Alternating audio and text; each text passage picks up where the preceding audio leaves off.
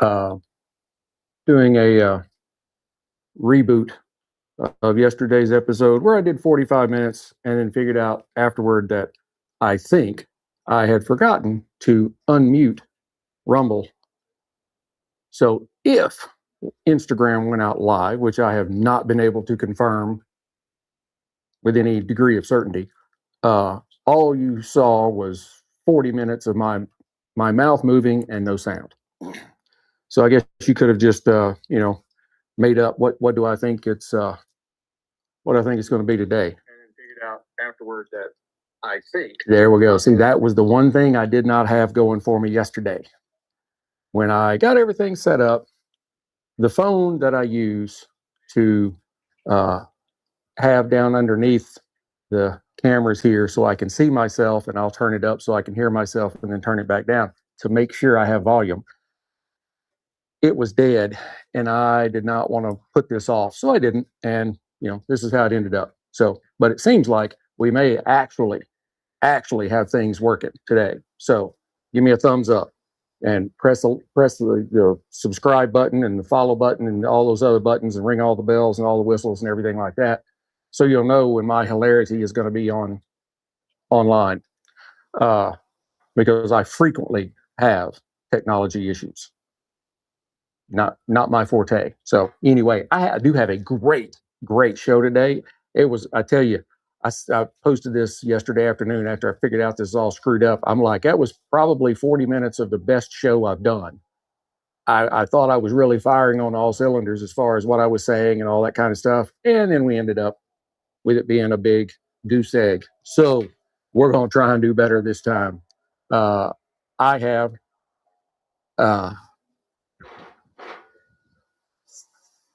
13th colony, straight bourbon. How do they word this? Finished with maple wood spirals. I keep wanting to say staves, but I don't understand the maple spiral thing. I don't really know, but it's a piece of maple wood, and they put pieces of maple wood in the barrel with the whiskey for like the last year of aging. So it's very unique. And I'm pairing that with a Rocky Patel 60 that is not quite Churchill. It's like 6.7 by 50, and it is also a soft box press. It's one of my favorite cigars. I love this cigar. I only have 4 left, so I'm going to have to order more. Anyway, let's go ahead and move on because I want to get y'all in and out of here on this breezy, beautiful sunny Sunday afternoon. The 13th colony, the mash bill is estimated, like most mash bills are, because companies don't always like giving out their secrets, is 70 to 75% corn, which makes it very corn forward, and also gives it a significant amount of sweetness. The rest of the mash bill is undisclosed as far as percentages, but it's rye and malted barley. Malted barley typically only makes up, if it is included in a mash bill, which is not always, but if it is included in a mash bill, it's 5 to maybe 10%. That's about it. So if you're 70 to 75% corn, that means it's 15 to 20% rye, which will give it a significant amount of spice as well. So looking forward to all of that. And hey, I've already tried this. I did this yesterday, and then I tested it earlier. I know what it's going to be like. So we're just going to move on. Let's go ahead and glass some of this up. And I do love their bottles. I mean, their bottles are unique. That is like the old, colonial times bottles, or bottles that you'd see on a pirate ship or something like that.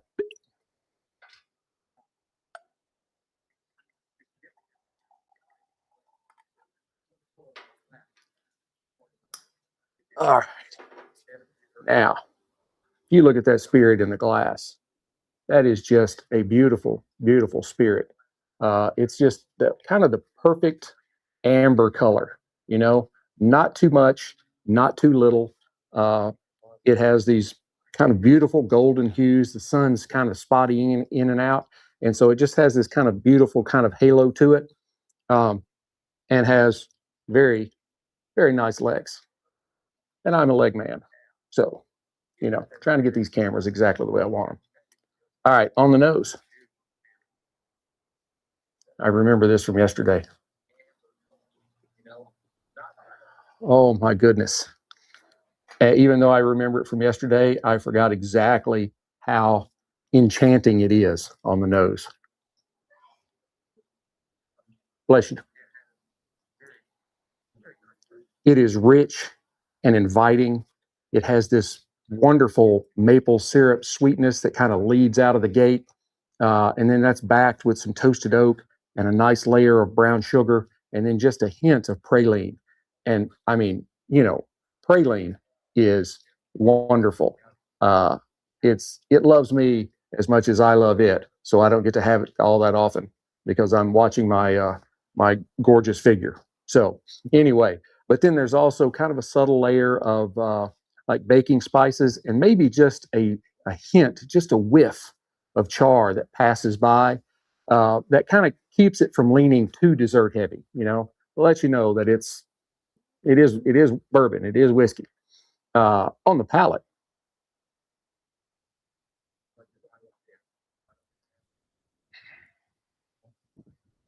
I can say after trying it yesterday or doing the show for you and it not working, uh, yesterday it kind of led with heat, um, but this time it's full bodied.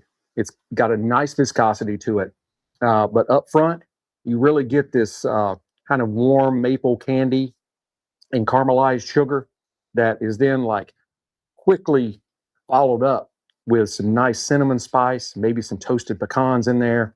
There's a little touch of like dark cherry or dark fruit, and the maple wood finish kind of adds a rounded, almost a creamy sweetness that kind of coats your tongue without being cloy.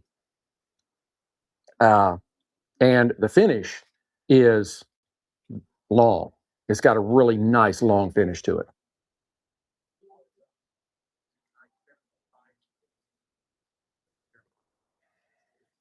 Mm.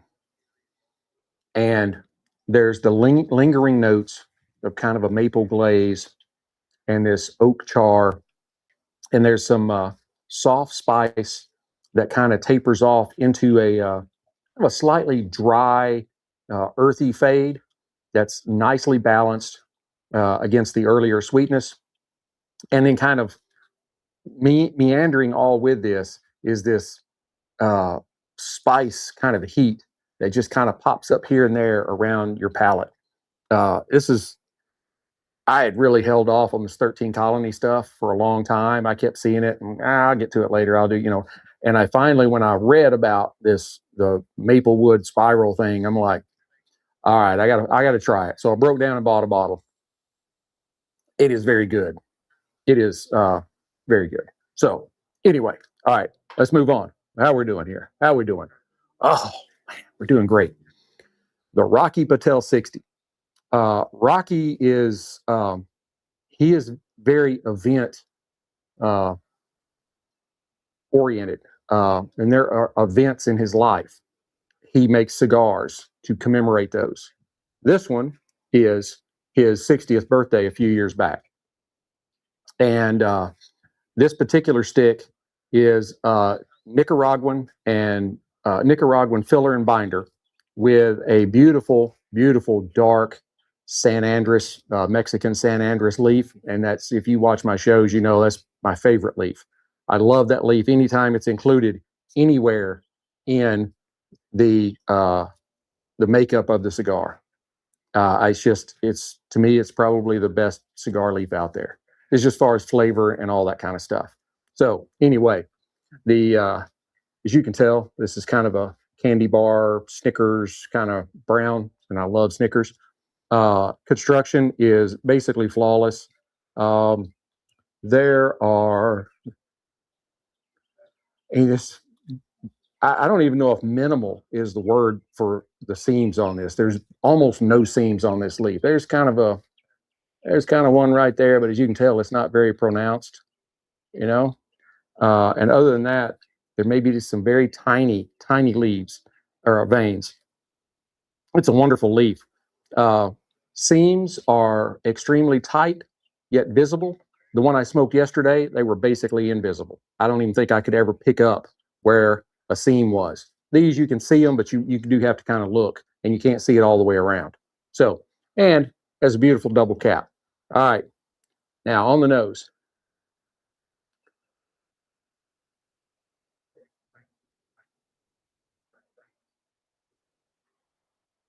It has a very nice kind of earthiness, maybe barnyard to it, or like you're in a forest that's it's sort of like the Northwest in the United States. It's kind of that mossy, kind of musty air. It it's not it's not bad. It's good. You really enjoy it. It's even though it's kind of musty, it kind of makes you think of it's fresh and clean in nature, right? And then I also pick up a little bit of cedar and maybe some cocoa, just a hint of like maybe black pepper. Mm. All right, let's go ahead and get it cut. What do I do with my cutter? It's up here somewhere. Yep, right there. I try to have everything laid out, but as I'm getting everything set up, I've got two cameras, another one down here. I can watch myself and hear myself. I've got my notes. I've got my drink. I've got my everything. So it's easy to have something laying behind something else.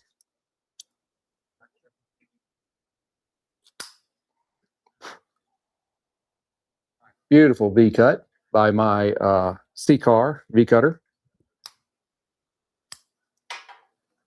Cold draw.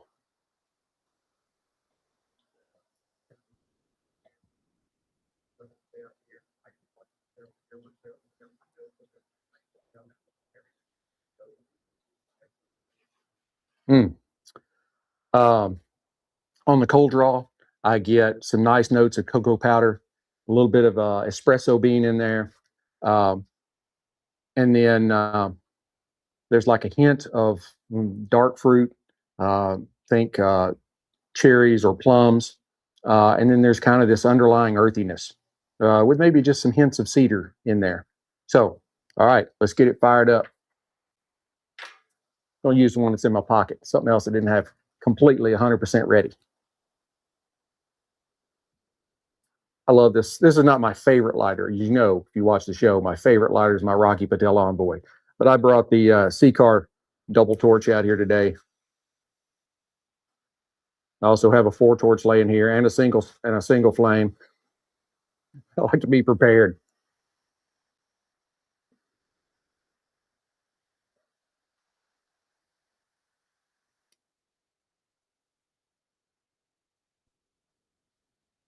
Mm. All right.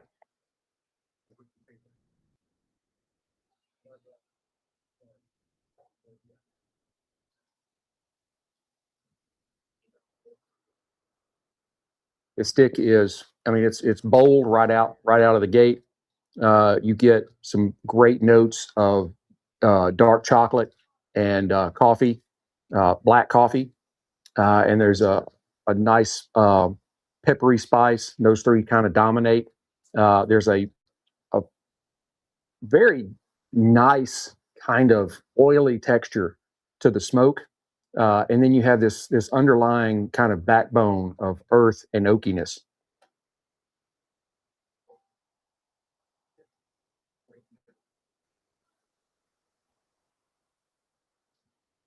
I love these cigars. I do. Rocky Patel is the first big name cigar that I ever smoked, and kind of got me into where I am today. I started with something inexpensive.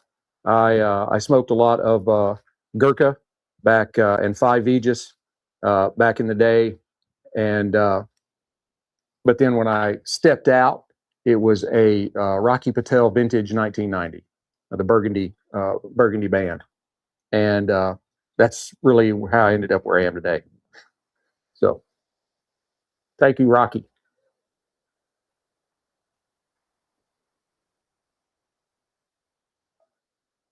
The retro, you get some uh, this rich kind of leathery aroma. and black pepper on the retrohale. And then let's say a hint of black pepper. I think I did. Yeah. And then maybe just a touch of cedar. Not really any citrus in this one. I know a lot of times I'll pick up kind of a citrusy zest in the retro. Not here though. All right, let's try them together.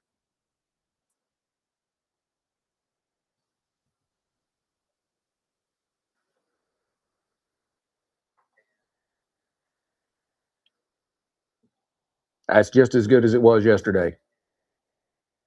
Just as good as it was yesterday. I'm like I said, yesterday was I was really firing on all cylinders yesterday. I think I had some really funny comments and stuff like that, but um, I am just as pleased the second time around here as I was yesterday.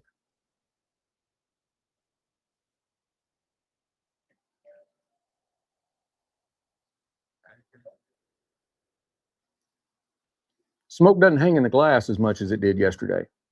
It really doesn't mean anything, but I like doing it.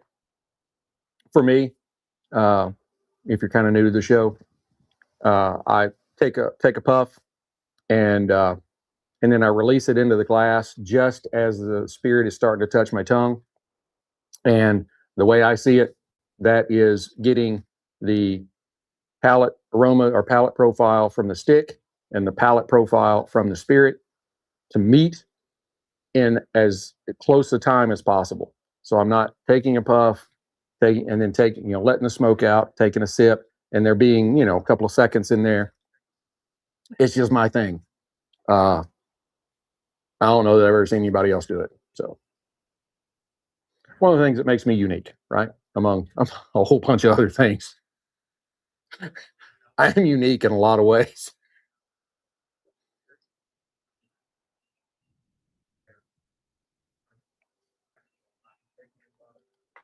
All right, I know this is what you're waiting to hear.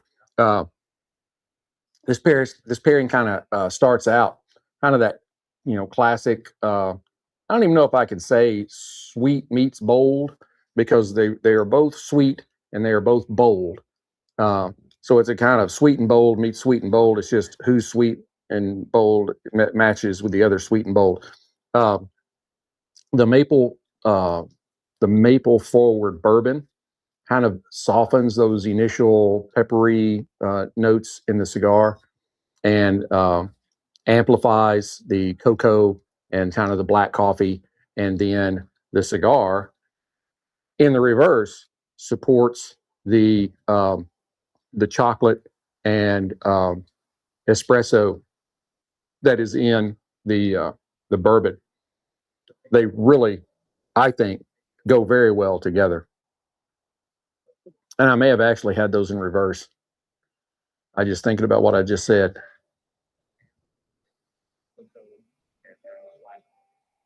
Hang on, I'm thinking.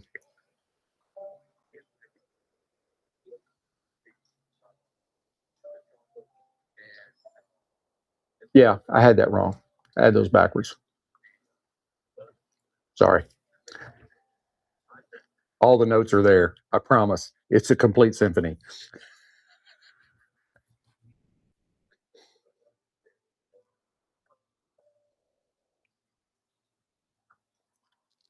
There's a lot more stuff going on in my head than I actually say, which is probably really good for you. And in some ways, maybe good for me. But, anyway, they do go very well together. The mapley sweetness, kind of caramelized sweetness of the spirit really marries well with the chocolate that is in the cigar.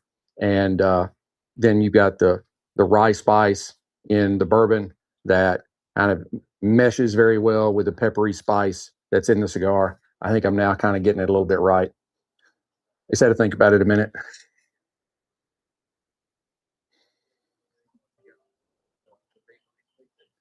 Oh, we're just sitting here.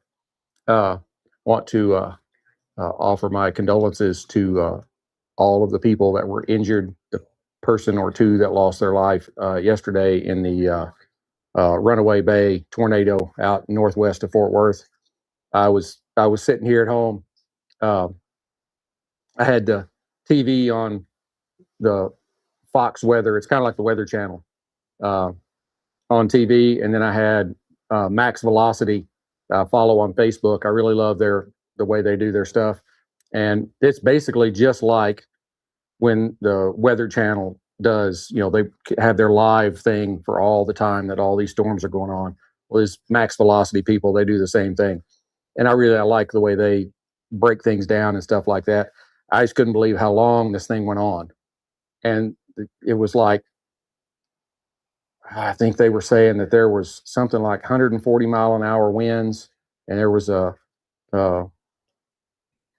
forward downdraft of like 80 to 90-mile-an-hour winds, were just straight line winds of 80 to 90 miles an hour. Um, it was just amazing, and we didn't even get a drop of rain.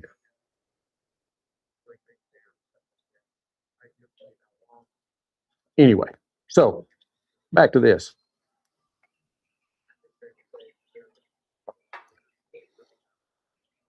Traditional bourbon drinkers may not like the spirit as well, because the real hardcore, like purist bourbon drinkers don't really like a lot of sweet. Um, but I would tell you, give it a try, because it's not an infused whiskey. This comes in at 58, no, 50, 56 and a half. I was close. 56 and a half alcohol by volume. That's 113 proof. That's a pretty hefty spirit. And it does have, it's a solid spirit. There's nothing weak about it. It does have sweet in it. Just give it a try. If you're kind of new into spirits, you may not want to jump up to this one just yet. You might want to keep it somewhere around the, bottle and bond 100 proof, or maybe a Wild Turkey 101 kind of thing. Work your way up. Go with the training wheels first. That's just like I say, don't jump out and smoke a dark cigar. Buy the Connecticut leaves first. Get you an Oliva O or G. It's like 4.5 by 50 on the ring gauge, or maybe 5 by 50 on the ring gauge. Start with those, and just kind of work your way up. You don't want to jump into the deep end too quick. Yeah, that can make you sick. I mean, permanently, but I have smoked cigars before, and then after would be like, oh, I'm not doing that again.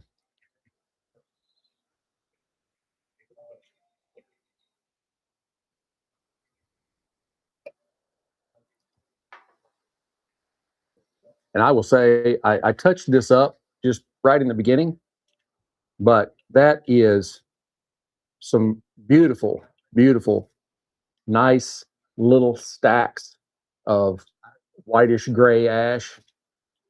Rocky Patel is one of the best in the business. He gets overshadowed a little bit by the legacy brands, the Padrones, the Arturo Fuentes, and the Cohibas, and like that. But I think he is right up there with them in what he can do. And he didn't start this till about 30 years ago, where some of these cigar manufacturers, some of the legacy brands, have been in business for 160, 170 years. But he was a lawyer in Los Angeles. I think he was an entertainment lawyer of some kind. And he's decided he'd gone as far as he could go in the legal business, and he'd made all the money he wanted to make. He wanted to do something that he really enjoyed. So he said, I'm going to start my own cigar brand. And he did. And he's done pretty well at it.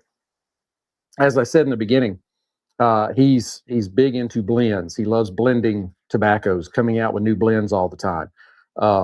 This one, the Rocky Patel 60, is in commemoration of his 60th birthday. And so he's always got new stuff coming out. You go to a brand like Plasencia. They make excellent cigars. Excellent. Some of the best. But they only make like 5 or 6. They stick to what they know. They don't go out and try and recreate the wheel and that kind of stuff, where that's more of what Rocky does. And they both have their place, and I love them both. I love Plasencia. They make some absolutely excellent cigars. And Rocky Patel does too.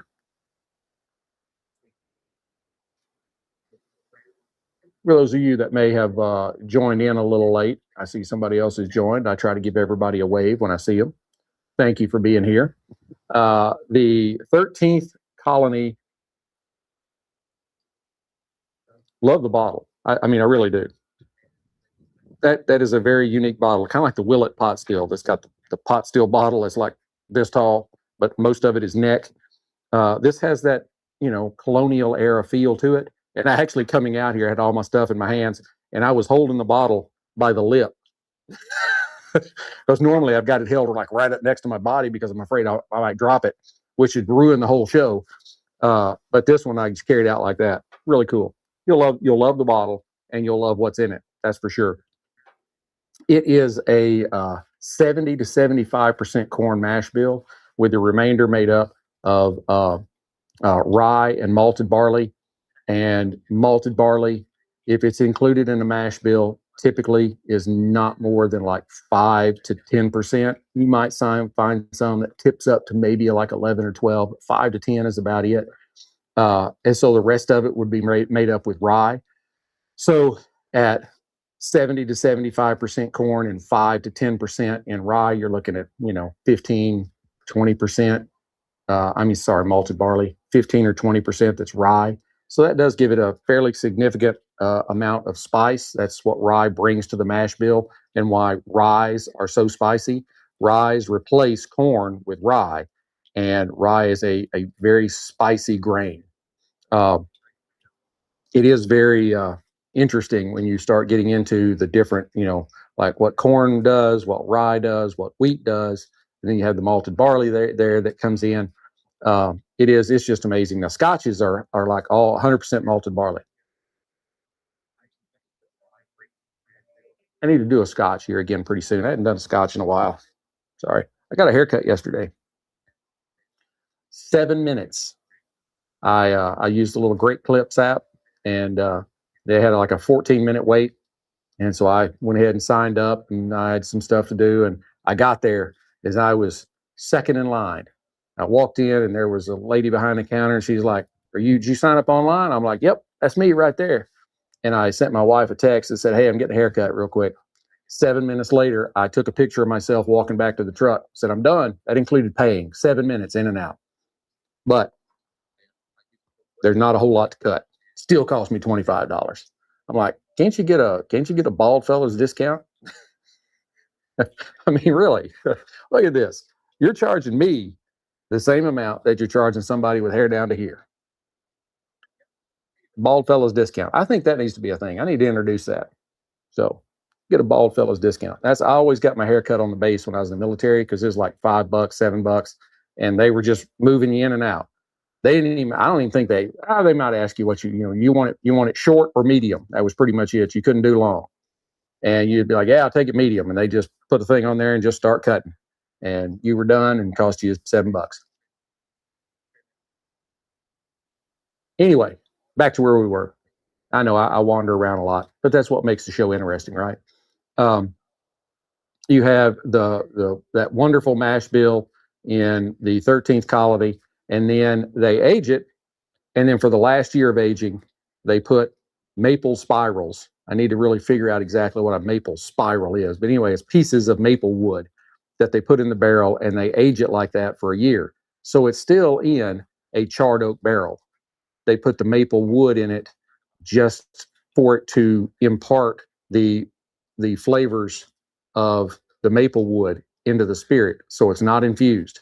They're not like adding maple syrup to it or something like that. If you like sweet and you like maple, you can't get it anymore. So Keeper's Heart, I actually have a half a fifth left. They have a maple bourbon whiskey. I don't know if it's bourbon. I have to go back and look. May just be American whiskey. But anyway, where they age it in in barrels that formerly held maple syrup. So still, technically, it's not infused, but that's got a lot of sweet maple flavor in it. And if you like that kind of stuff, which I do, yeah. But I even asked the distillery about it here a while back. I'm like, when are you gonna bring that maple back, maple whiskey? Because I really love that. And they're like, oh well, you just keep watching. And I'm like, well, why don't you just tell me when you bring it back? That'd be really great. As much as I plug your product, I should actually be a an ambassador for them because I love their thing is they blend American and Irish whiskeys. So it may be bourbon Irish, it may be American Irish, uh, but you know the Irish whiskeys are typically sweeter. And so far, I've loved everything they've put out. The maple is my favorite, but they also have a 10-year single malt that is really good, and you can still get that. So Keeper's Heart. You can even order it online if your state has the agreement with their state, and they'll ship it to you. They ship it to me, so I order it and they ship it to me. I don't have to go to. You can't find it around here in liquor stores. They're from, I think they're from Wisconsin, either Wisconsin or Minnesota. So still holding on well. I'm kind of leaned forward so it doesn't fall in my lap. Just going to let it burn for a little while, you know. Anyway, so we've got the Spirit, the 13th Colony with maple spirals. The nose gave us a great kind of mapley sweetness with some toasted oak, some brown sugar, some hints of praline, that kind of thing. A little bit of baking spice in there. The palate is full-bodied and it's got a nice viscosity to it. You'll get warm, like maple candy, caramelized sugar, some toasted pecans, a little bit of dark cherry, um, and almost kind of a creamy finish, which is what the maple wood kind of imparts into the spirit. It's got a really great mouthfeel to it, and some great palate flavors, and then it has an extremely long and warming finish that's got just lingering notes of the maple glaze and the oak char, and then kind of the spiciness kind of starts fading away, and it becomes this kind of dry, earthy, kind of nicely balanced against the earlier sweetness. So it kind of balances out. It starts up here, and then it kind of does this. And you can't see my hands, but anyway. And then the Rocky Patel 60, as I mentioned earlier, it is a Nicaraguan filler and binder with a Mexican San Andres wrapper. Uh, Great construction, just like anything I've ever had from Rocky Patel. It's a soft box press. This particular stick is like 6.7 by 50 on the ring gauge, I believe. Uh, and it's very bold right out of the gate. Gives you some really great dark chocolate notes with some black coffee and a little bit of pepper. And that kind of dominates it. And then you got to get a little bit of a backbone in the background of earth and oak. Together, they really support one another with the maple sweetness and the caramelized sugar, kind of supporting the chocolate in the cigar, and then the where was I at? Chocolate. Oh, and then you got the when you get to the more like spicy parts of the spirit that kind of goes in along with the coffee, and then you got the cocoa in the spirit that everything just kind of melds together and balances out. It's really great. It's really great. There it went. Boy, and it almost got in my lap. Almost. Fortunately, it didn't. It didn't drop. Usually, it drops like right here. This time, I was leaned over a little bit, and it went through the cracks in the table.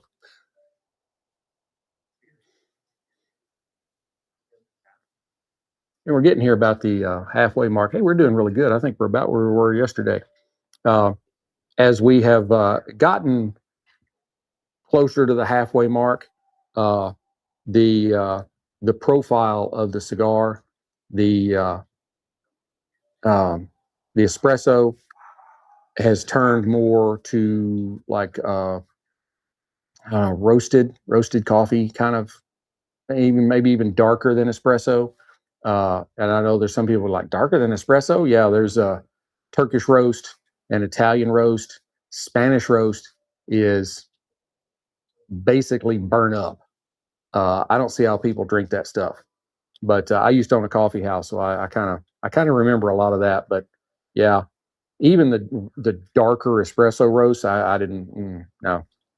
I preferred a wonderful medium roast, light to medium roast, not light, but not fully medium, kind of just under medium. And I had my own coffee roaster in our shop, and So I roasted all my coffee myself so I could make it exactly the way I wanted it.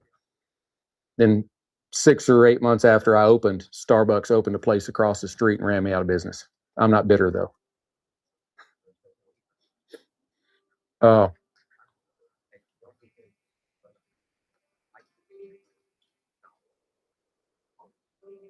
and then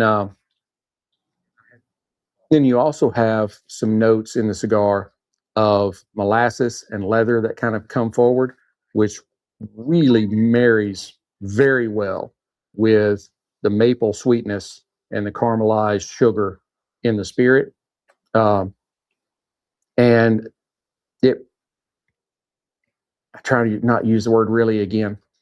They do complement each other very well as the tones have started to get darker. It's still there's not one pulling away from the other. It's almost like they're continuing to meld together a little better and a little better. Uh,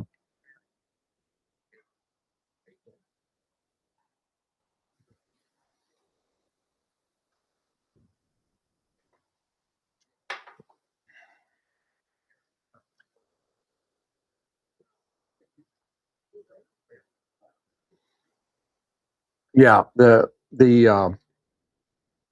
as the cigar has transitioned and gotten into these deeper, more roasted flavors, the bourbon's kind of maple sweetness has evolved in and created more of a caramelized sort of uh, uh, flavor. Um, you get this kind of nutty profile. They create a great kind of mocha, maple mocha effect that's rich and layered and indulgent without being overwhelming. Um, I I really can't say enough good things about this particular pairing. It is very good, but I won't keep you. We're at 37 minutes, so I'll go ahead and just tell you everything that happened yesterday. As we got into the last half of the cigar, that full-bodied intensity was really it really shone through. You had charred oak, bitter cocoa, a touch of anise. Uh, the sweetness kind of fades out and is replaced with a more like rugged, earthy finish with a lot of lingering spice to it. Um, Together, the that cigar's kind of charred, earthy intensity does begin to outpace the bourbon sweetness just a little, but the oak and the spice from the whiskey step in to kind of keep the pairing grounded so they don't start getting farther apart. Uh, and the sweetness really becomes more of the background as opposed to the star of the show. So, um, basically, just to kind of wrap it all up, you've got maple and espresso that equals kind of a dessert like richness without a big sugar overload.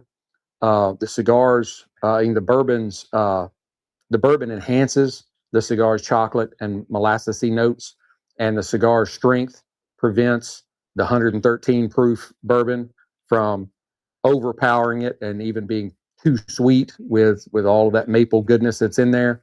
And it does create an excellent balance through the first 2/3, though it does, like I said, it kind of they do kind of separate just a little there towards the end.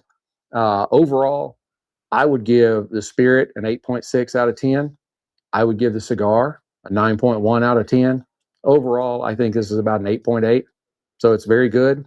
Uh, very good. I would definitely, you know me, I love these Rockies. And I have really become a fan of the 13th Colony. I think that is, uh, I think it is a very good spirit, a really good spirit. It is an excellent spirit. Uh, the pairing is bold and indulgent. It kind of leans into the richness and the depth. The maple finish on the bourbon adds a unique twist that kind of plays beautifully with the cigar's darker, heavier profile, especially early on. Um, while in the final third, You get a little bit more, one-sided overall. It still remains a cohesive, flavorful, and memorable event. Uh, I would recommend this to any seasoned cigar and spirit person. Uh, if you are new, put this one on the list, but put it a little farther down on the list. Kind of work your way into it. That'd be my recommendation. I hope you'd enjoy this experience as much as I have enjoyed bringing it to you. Please hit like, subscribe, share, notify, ring all the bells, blow all the whistles, all that kind of stuff. Sign up, become a subscriber on X, $1 a month, just one, and you get my pairing notes before I ever even get behind the camera here, in front of the camera. I have those out days earlier to subscribers. It gives you the opportunity to go buy the cigar, buy the spirit, and you could try it right along with me. So I think that'd be really cool to see you all giving me uh, your thoughts on the pairing as I'm pairing it. I think that would be wonderful. $1 a month. That's all it costs. Till we get to be together again. Keep your sticks dry, your stones cold, and have a great day.